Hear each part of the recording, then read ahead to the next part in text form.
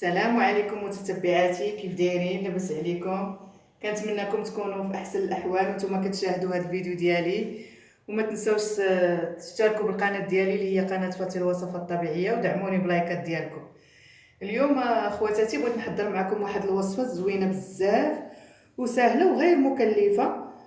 نوضوا دابا قبل العيد حضروها واستعملوها ملي تبغيو تمشيو للحمام. كتفتح الجسم وكتوحد اللون ديالو وكتنقيه. كتعمل هاد الوصفه متتبعاتي على ترطيب الجسم، وهاد الوصفه او الخلطه كتحيد لنا جميع الاوساخ اللي في الجسم ديالنا.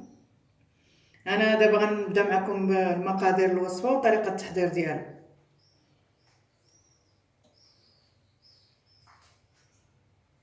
بسم الله على بركه الله. نبدا معكم. عندي هنا متتبعاتي الصابون البلدي، ها هو دايب عندي. وعندي هنايا معلقه ديال السيدر مطحون، معلقه صغيره عامره، ومعلقه صغيره ديال النيله الزرقاء.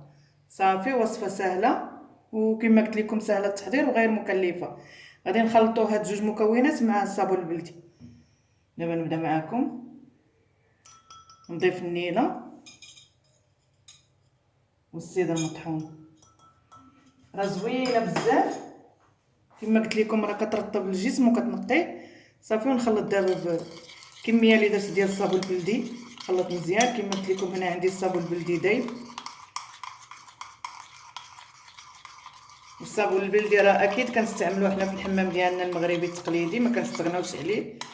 وفوائد السدر فهو كيرطب لينا البشره وزوين وكيوحد لينا اللون البشره كذلك. والنيله الزرقاء حتى هي نفس الشيء، حتى هي كترطب لينا البشره وكتفتح لينا لون البشره. راه زوينه هاد الوصفه، بغيتكم تجربوها متتبعات. صافي، كنحرك مزيان. انا قلت متتبعاتي نجيب لكم وصفات ساهلين، ولكن المفعول ديالهم راه جد فعال ونتيجتهم مضمونه متتبعاتي. صافي، انا حركت الخليط ديالي، ها هي واجده عندي. دخلوا للحمام متتبعاتي وتبلوا الجسم ديالكم ودخلوا للسخون لداخل في الحمام تا كنسخنوا مزيان. عاد نطبقوا هاد الخلطه هادي. صافي، وتخليوها هكاك شي 10 دقائق، ومن بعد صافي تشلوه وحكوه بالكيس ديال الحمام. راه غتنقي، غتشوفوا النتيجه في الحين متتبعاتي. غتنقي الجسم ديالكم وغتحيد لينا جميع الاوساخ اللي في الجسم. كنتمنىكم تجربوها، راها جد فعاله، كترطب وكتنقي الجسم كما قلت لكم، وبالصحه والراحه. السلام عليكم متتبعاتي، وتسناوني ان شاء الله في وصفات اخرى.